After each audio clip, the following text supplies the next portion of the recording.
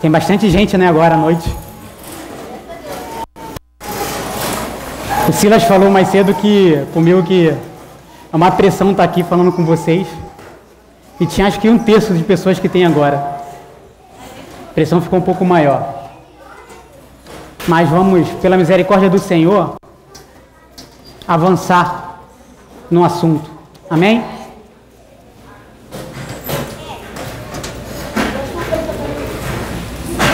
Amém. Mais cedo, para dar uma contextualizada, os irmãos que não estiveram, nós falamos sobre o caráter do reino, sobre a justiça do reino e o padrão do reino. Mateus 5 fala do caráter do reino. Mateus 5 fala das bem-aventuranças que tem relação com o caráter do reino. E também fala do padrão do reino e da justiça do reino, que fala da intenção e da motivação daquilo que a gente faz, né? O Silas e o Adilson deram um exemplo sobre a motivação do nosso coração em fazer as coisas e a intenção como raiz e não como ato em si. Por exemplo, o irmão usou um versículo que diz assim, olha, uns pregam o evangelho, isso é um ato, né? Mas por discórdia. Então, o ato de pregar o evangelho parece ser bom, mas a intenção é má, discórdia. Então, o Senhor, Ele veio para tratar com o nosso coração, com a nossa intenção e com a nossa motivação. Né? O evangelho do reino, né? O Senhor Jesus Cristo, Ele trata com o homem interior, com o nosso homem interior, com aquilo que nos motiva a fazer as coisas. Né? Se nós estamos servindo o Senhor, mas com a motivação errada. E o Senhor Jesus Cristo, Ele veio justamente para isso, para tratar a nossa motivação. Porque não adianta fazer a obra, como o Senhor falou, muitos naquele dia me dirão, Senhor, em Teu nome eu fiz isso, em Teu nome eu fiz aquilo. E o Senhor vai falar assim, olha, para trás de mim, porque eu não vos conheço. Porque o Senhor conhecia a motivação daqueles que estavam fazendo a obra. Então não adianta nada a gente sair para pregar o evangelho se a nossa motivação e se a nossa intenção ela é errada. Por isso que os 3 primeiros pontos falam do caráter do Senhor, né? Quando fala bem-aventurados humildes. Quem é humilde? Quem é humilde? O Senhor que é humilde. Nós temos até humildade, mas humilde é o Senhor. Então, as 9 bem-aventuranças está falando do Senhor. E essa vida, o Senhor, Ele está dentro de nós. Amém? E essa vida quer tratar com a nossa intenção e quer tratar com a nossa motivação. Amém? Para que nós possamos servir o Senhor, para que nós possamos propagar o reino de uma forma correta. Amém? Só que foi tratado também uma outra coisa sobre a realidade do reino e a aparência do reino. Amém? O Adilson, depois que o Silas falou, ele tocou um pouco sobre a realidade, sobre vivemos na realidade do reino e na aparência do reino. Esse era o meu assunto, né? O Adilson, em poucas palavras, acabou com o meu assunto. Eu tinha aqui, eu fiz um esboço aqui, olha, 2 folhas, e ele, em poucas palavras, acabou com tudo que eu planejei. Então, vou ter que improvisar, tô brincando. Vamos ler Mateus 13. Tem uma coisa sobre o reino que é interessante. Com relação ao mistério do reino, que é o assunto que nós vamos tocar, nós temos que entender o mistério do reino. Porque uma má compreensão do mistério do reino fará com que a gente não viva a realidade dos mistérios do reino. Entendeu? A gente fique na aparência. Deixa eu ler aqui Mateus 13, versículo 1.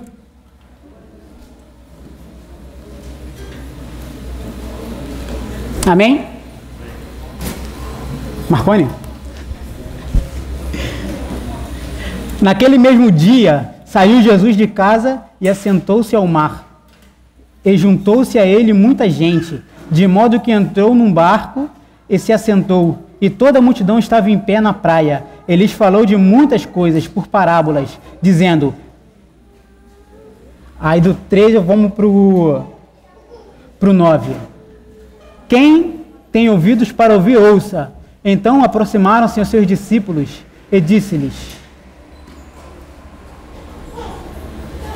por que lhes fala por parábolas? E ele respondendo disse-lhes: porque a vós é dado a conhecer os mistérios dos reinos dos céus, mas a eles não lhes é dado, porque aquele que tem, dar-se-lhes-á, e terá em abundância, mas aquele que não tem, até aquilo que tem lhe será tirado. Por isso falo-lhes por parábolas, porque eles, vendo, não veem, e ouvindo, não ouvem, nem entendem.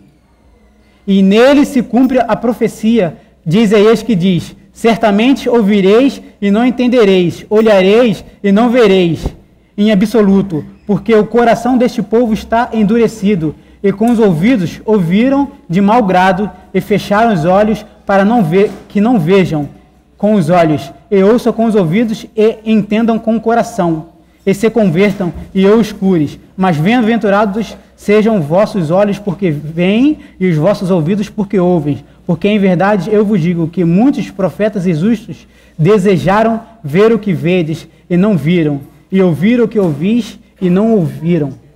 Então, com relação ao reino de Deus, nós precisamos entender o que é o reino de Deus. Senão, uma má compreensão desse reino fará com que a gente não veja. Se a gente não ouvir sobre o reino e se a gente não ver, a gente não vai entender o reino. E entender o reino é de crucial importância. Para quê? Para que a vida do reino se manifeste em nós. Se a vida do reino não se manifestar, nós não viveremos a realidade do reino. Nós viveremos a aparência. E é isso que Mateus 13 fala. Mateus 13 está falando de que o reino dos céus, ele tem dois ambientes. O ambiente da realidade e o ambiente da aparência. E a primeira coisa que você tem que entender é o seguinte, que o Senhor, que é essa semente, Ele está dentro de nós. E essa semente, ela tem que ser gerada, ela tem que ser frutificada. Se a semente não for frutificada, nós não estaremos vivendo a realidade do reino. Nós estaremos fazendo muitas coisas, mas não na realidade, só na aparência. Por isso que na parte da manhã, nós falamos sobre o Senhor Jesus Cristo como caráter, tratando da nossa intenção e da nossa motivação. Porque se a gente não tratar, se um cristão não trata com a intenção e com a motivação, ele não vai saber se ele está vivendo a realidade ou se ele está vivendo a aparência. Porque aparentemente ele está fazendo muitas coisas, ele pode, como eu falei antes, ele vai falar: Senhor, eu estou curando, Senhor, eu estou fazendo isso, eu estou fazendo aquilo. Quando os 12 saíram para pregar o evangelho, Judas saiu junto. Judas foi lá e expulsou o demônio. Mas o que Judas era? Filho da perdição. Estava na aparência. Parecia que ele era filho, mas ele não era. Então nós temos que compreender, de fato, que nós temos a vida de Deus em nós. E essa vida, ela tem que frutificar. Por isso que a primeira parábola de Mateus 13 é a parábola do semeador. O que é o semeador? Quem é o semeador? O Senhor Jesus Cristo. E o que ele fez? Ele semeou a sua vida para dentro de nós.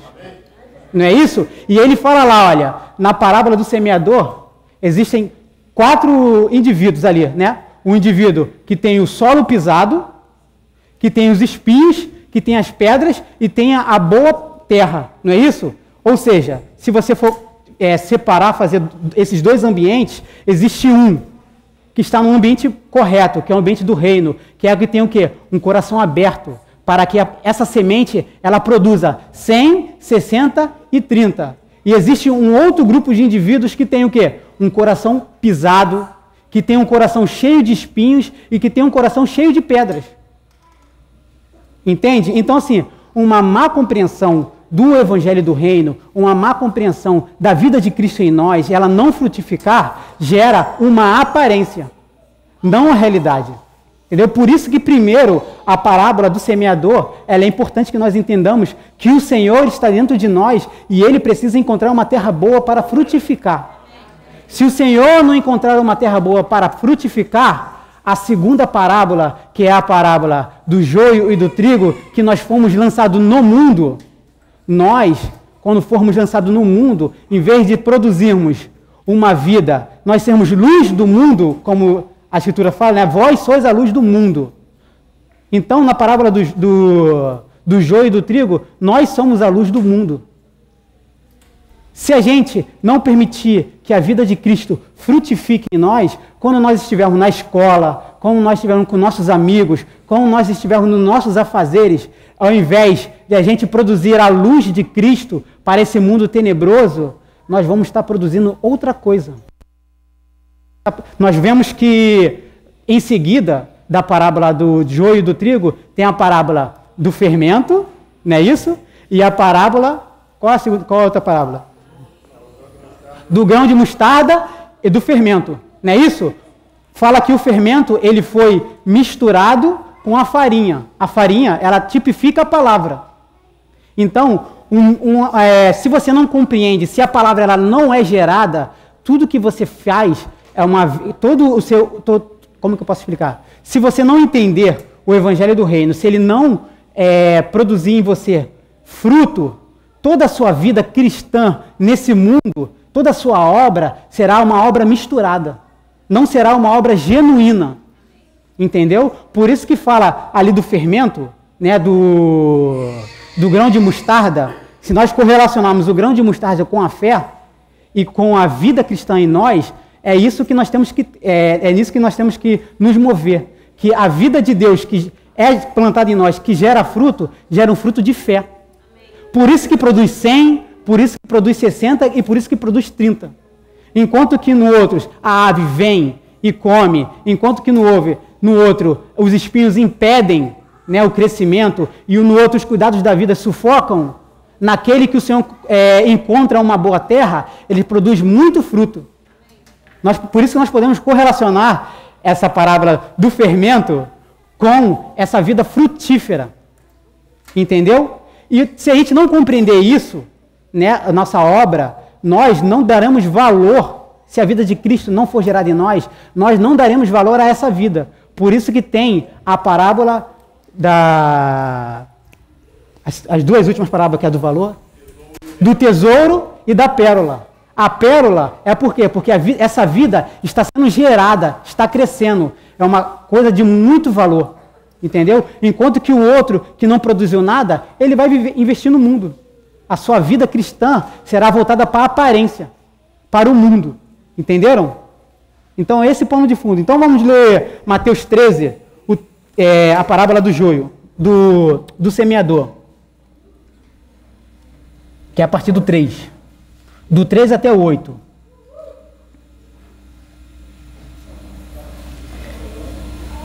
Ele falou muitas coisas por parábolas, dizendo: eis que o semeador saiu a semear, e quando semeava, parte da semente caiu junto ao caminho, e vieram as aves do céu e comeram. E vieram as aves e comeram. Outra parte caiu em pedregais, onde não havia muita terra, e logo brotou, porque não tinha terra profunda. Mas quando o sol saiu, queimou-se, porque não tinha raiz, e secou-se.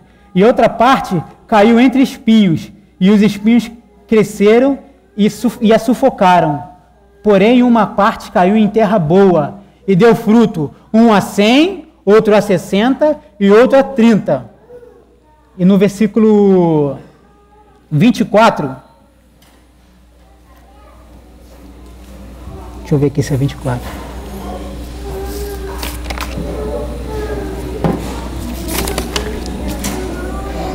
Não, desculpa, no 18.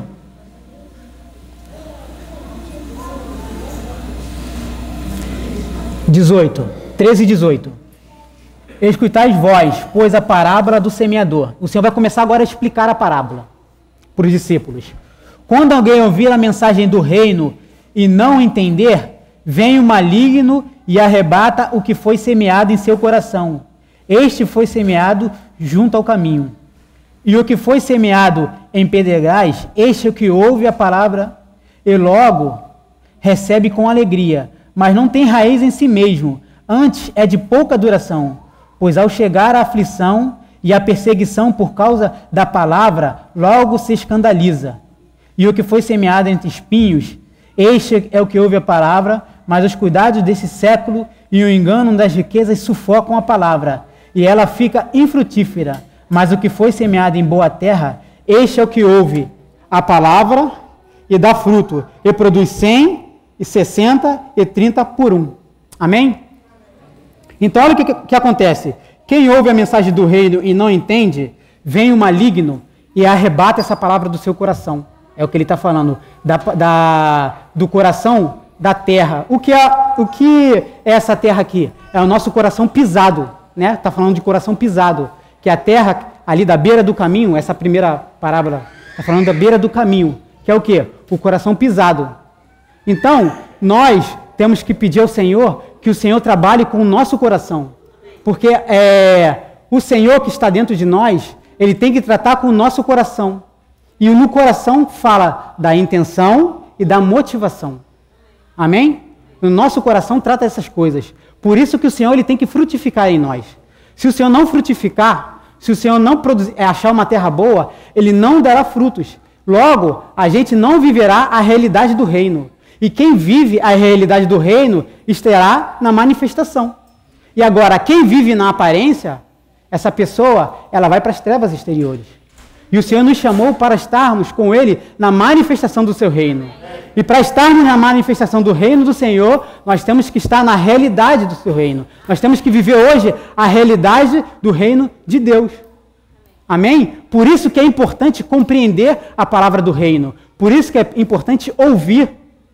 Para quê? Para que essa palavra encontre um fruto em nosso coração, para que nosso coração esteja aberto, para que Cristo seja formado, para que esse Cristo manso seja formado em nós, para que nós tenhamos esse Cristo manso, para que esse Cristo humilde seja formado em nós. Para quê? Por que isso? Porque o Senhor, Ele não quer que nós sejamos cristãos aqui dentro, entre os irmãos. Ele quer que nós sejamos luz do mundo. Entendeu? O Senhor quer que nós pregamos o Evangelho, mas com a realidade. Não o Evangelho com aparência. Você não vai pregar o Evangelho por inveja, você não vai pregar o Evangelho por dissensão. Você vai pregar o Evangelho em uma realidade, querendo passar a vida de Cristo. E pregar o Evangelho nada mais é, não só do que você falar, mas você mostrar a vida de Cristo que há em você. Por isso que nós somos luz. Né? Por que nós somos luz? Por que nós somos sal? Porque é uma questão de vida.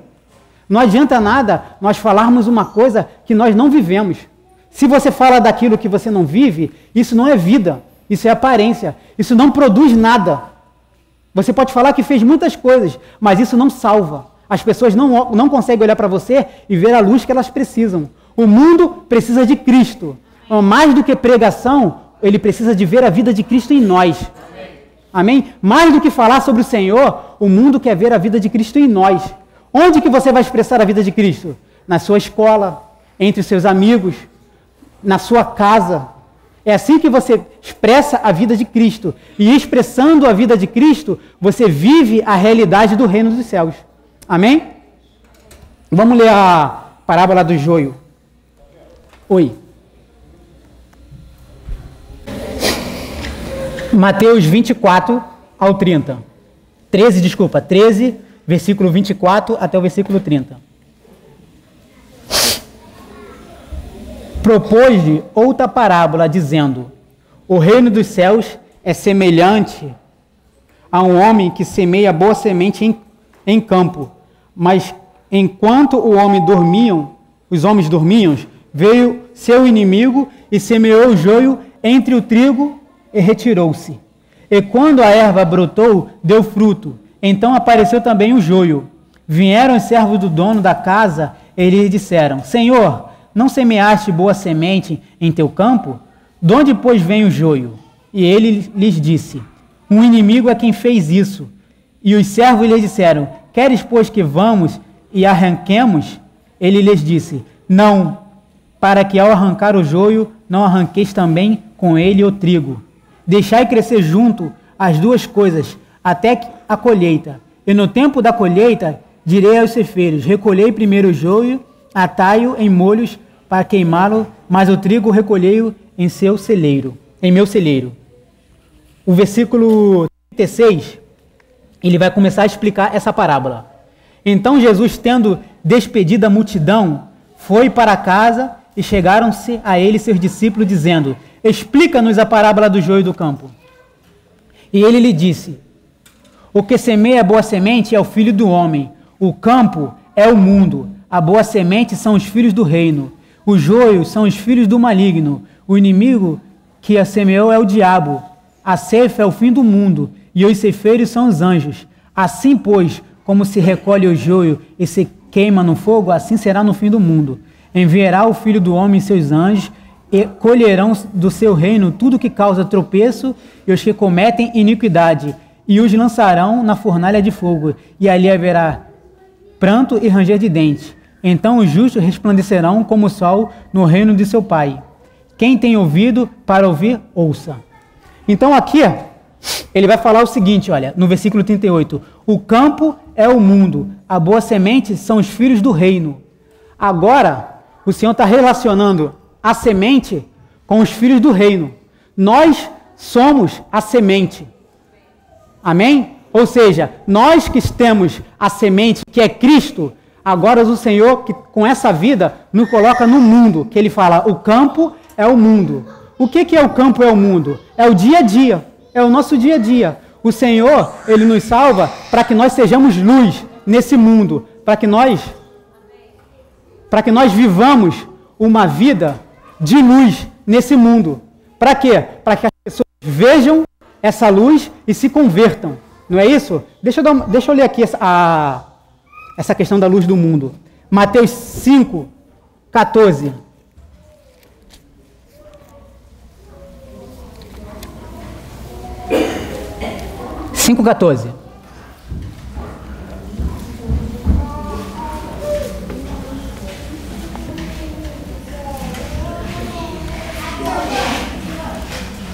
Amém. Pode ler? Vós sois a luz do mundo. Não se pode esconder uma cidade edificada sobre um monte, nem se acende uma lâmpada para colocá-la debaixo do alqueire, mas no candeeiro, para que ilumine todos os que estão na casa. Assim brilha a vossa luz diante dos homens, de tal modo que vejam vossas boas obras e glorifiquem ao vosso Pai que está nos céus. Viu? O Senhor nos colocou no mundo para que a gente brilhe. Quando a gente brilhar, a gente vai refletir Cristo, essa semente que está em nós. Amém? Para quê? Para que os homens nos vejam a vida de Cristo em nós e glorifiquem a Deus. Então, se a gente não vive a realidade do reino, não tem como a gente brilhar para esse mundo, porque não é uma questão de fazer coisas, é uma questão da vida. Não é uma questão de você executar um monte de coisas, pregar o evangelho, é uma questão de você ter a vida de Cristo em você, para que as pessoas vejam essa vida e por meio dessa vida glorifiquem ao Senhor. Por meio dessa vida se renda ao Senhor.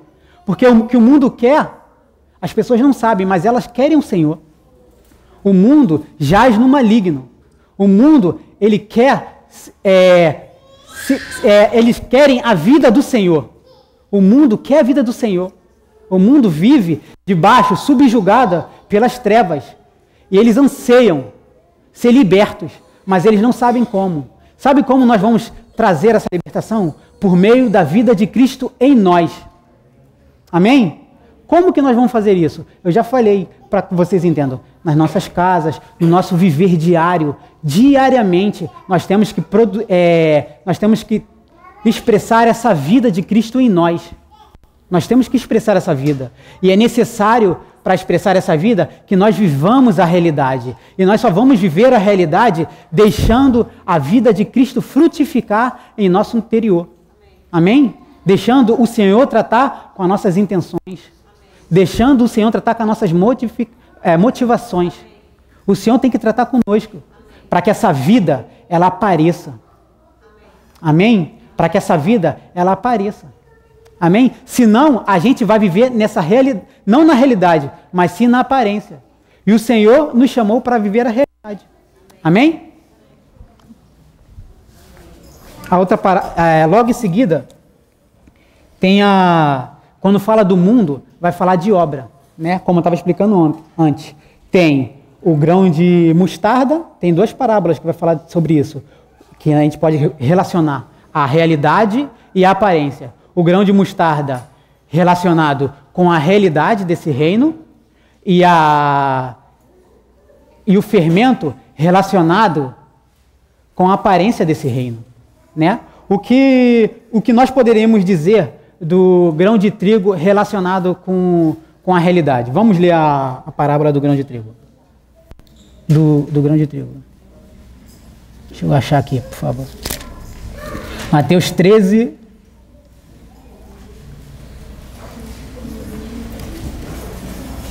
Desculpa, do grão de mostarda.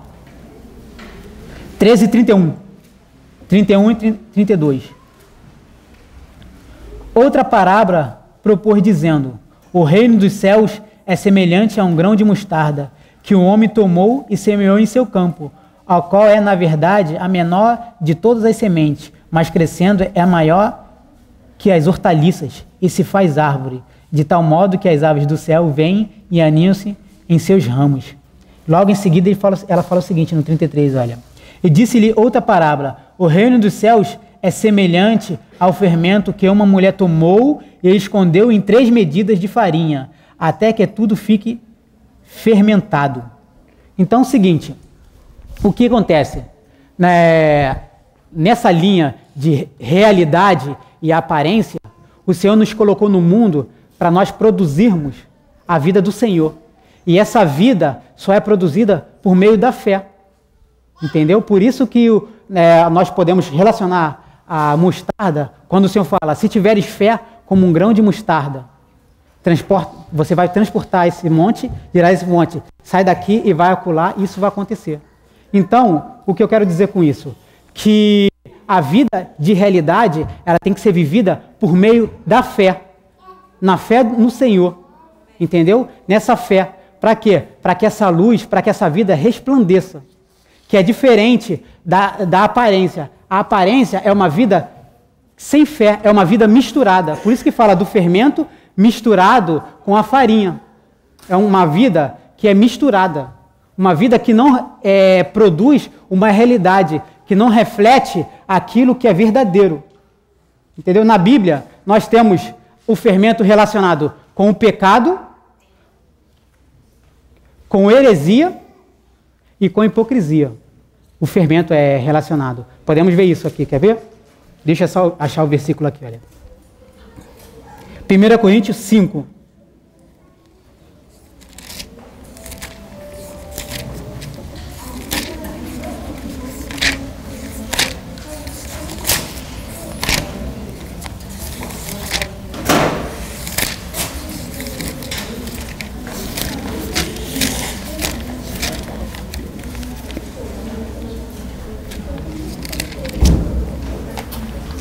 Versículo 1 até o versículo 8.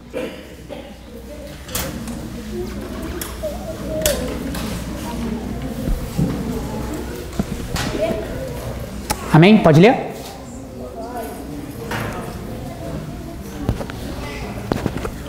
Ouve-se como coisa certa que entre vós há fornicação, e fornicação tal que nem mesmo entre os gentios se sabe que existia, tanto que há quem abuse da mulher de seu pai, e vós estáis evidenciados. Não deverias, ao menos, sentir dor em não ser tirado do meio de vós o que cometeu tal ação? Certamente eu, como ausente no corpo, porém presente no espírito, já julguei como se estivesse presente o que cometeu tal ação. Em nome de nosso Senhor Jesus Cristo, reunindo vós e o meu espírito como poder do nosso Senhor Jesus Cristo, tal seja entregue a Satanás para a destruição da carne, a fim de que o espírito seja salvo no dia do Senhor Jesus Cristo. Não é boa a vossa jactância? Não sabeis que um pouco de fermento leveda toda a massa? Purificai, pois, o velho fermento, para que sejais nova massa, sem fermento como sois, porque a vossa Páscoa é Cristo, já sacrificada por nós. Portanto, celebrando a festa não com o velho fermento, nem com o fermento da malícia e da maldade, mas com os pães sem fermento, da sinceridade e da verdade. Então ele está relacionando aqui esse fermento com a malícia e com a maldade, ou seja, o fermento relacionado com o pecado. Mas também nós podemos relacionar esse fermento como a hipocrisia, dos fariseus. Quer ver? Lucas 12, 1.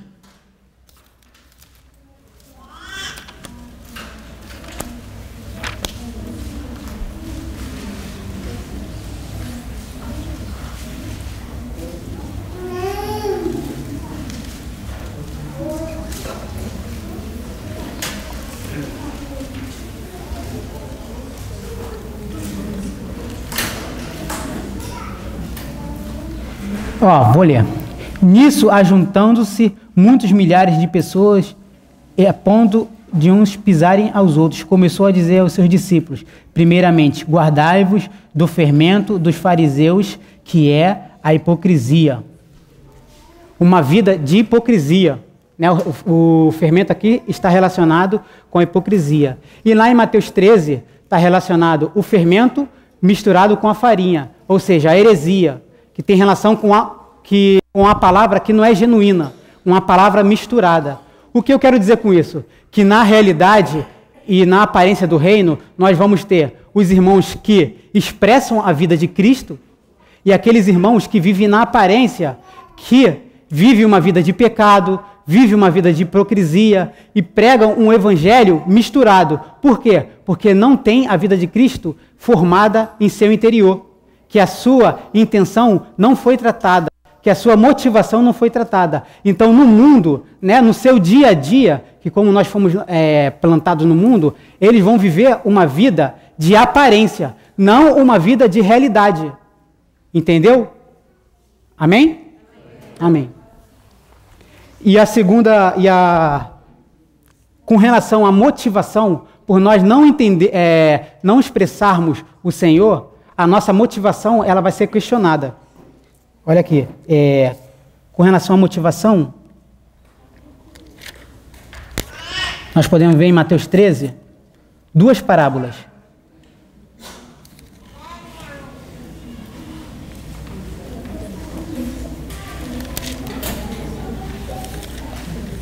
A parábola da pérola e a parábola do tesouro escondido.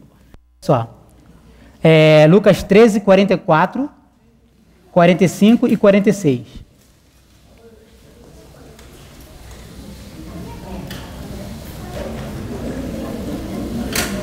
Amém? Acharam? Mateus 13. Mateus 13, 44, 45 e 46. São as duas parábolas.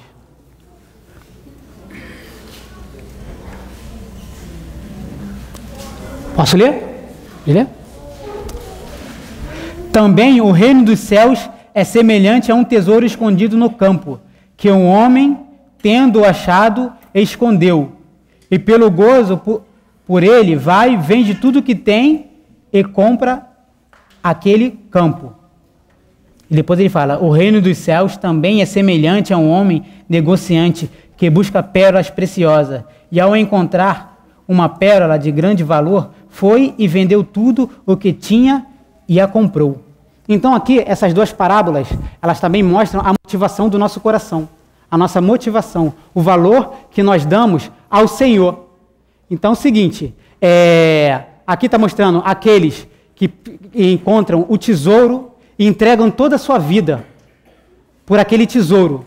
Eles se derramam totalmente ao Senhor, que aquele tesouro é o Senhor, entregam a sua vida ao Senhor. Então, para que nós vivamos na realidade do reino, nós temos que entregar a nossa vida ao Senhor totalmente. Amém? Se nós não entregamos a nossa vida ao Senhor, nós não conseguiremos viver a realidade do reino.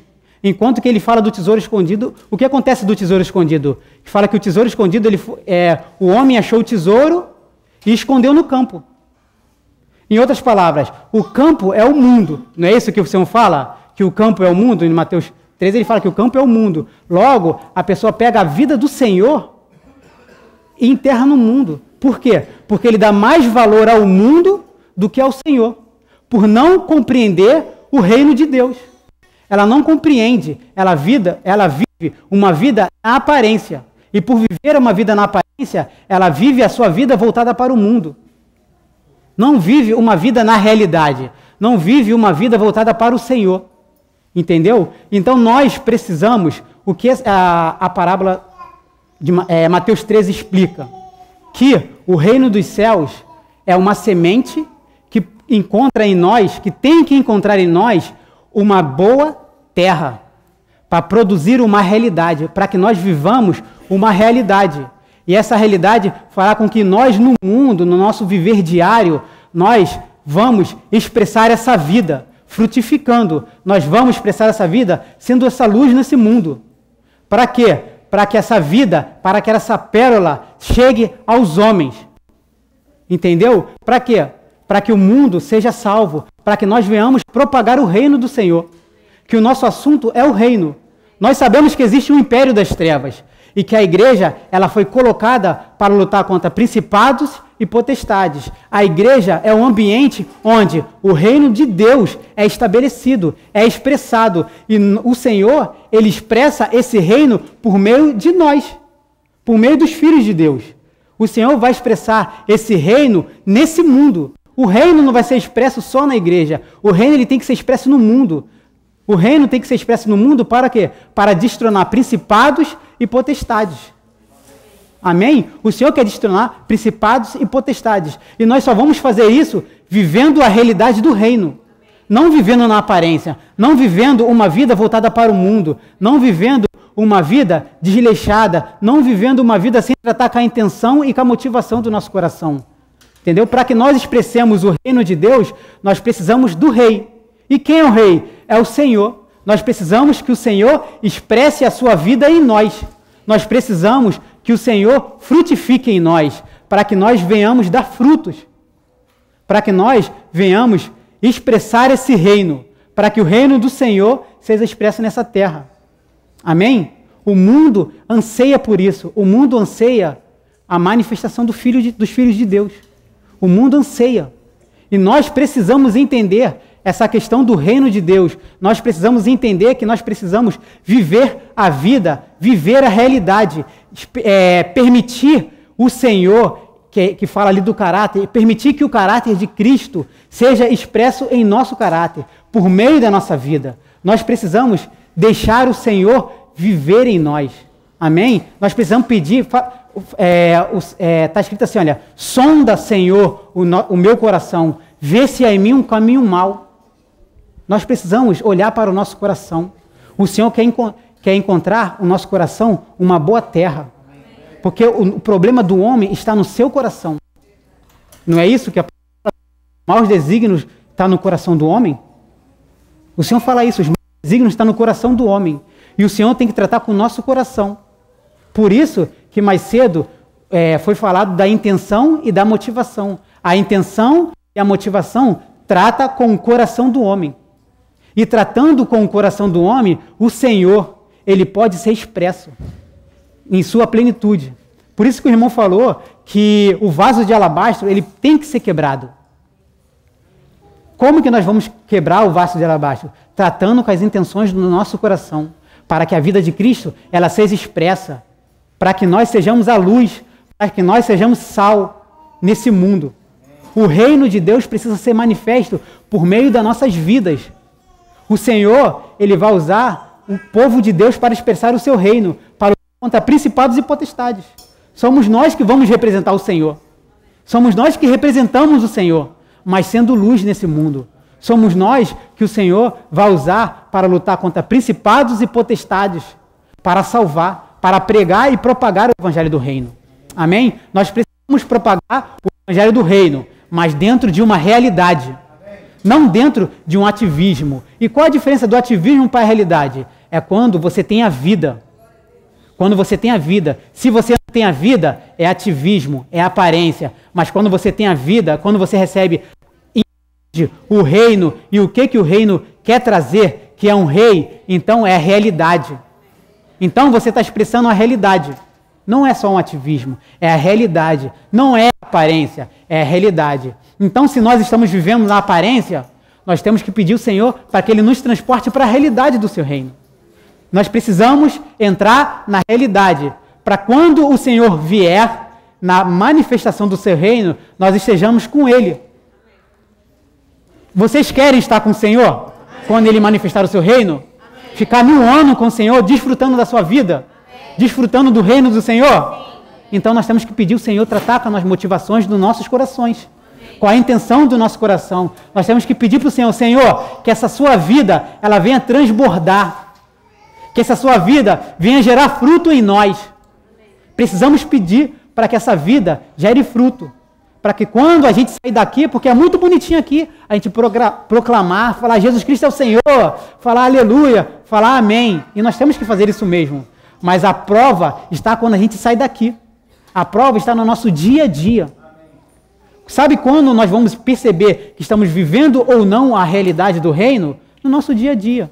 Com os nossos pais, no nosso trabalho, nos nossos estudos, lá na escola, com os nossos amigos. Aí nós vamos ver se nós de fato estamos expressando a vida de Cristo, nós estamos transmitindo esse reino dos céus, ou se nós estamos em uma aparência. Aqui nós mostramos uma coisa, mas lá fora nós transmitimos outra coisa. Nós não estamos sendo luz. Muito pelo contrário, nós estamos sendo treva. Nós estamos indo contra o evangelho do Senhor. Nós não estamos propagando o reino. Nós estamos com esse fermento misturado, propagando a Satanás. Que quando você não propaga o Senhor, o que você está propagando? Existem duas coisas. O reino dos céus, que é o reino do Senhor, e existe o império das trevas. Ou você está colaborando com o reino de Deus, ou você está colaborando com o império das trevas. E entender sobre o reino faz a diferença. Porque quando você está na aparência do reino, você está colaborando com o império das trevas. Você está, sem perceber, você está sendo oposição.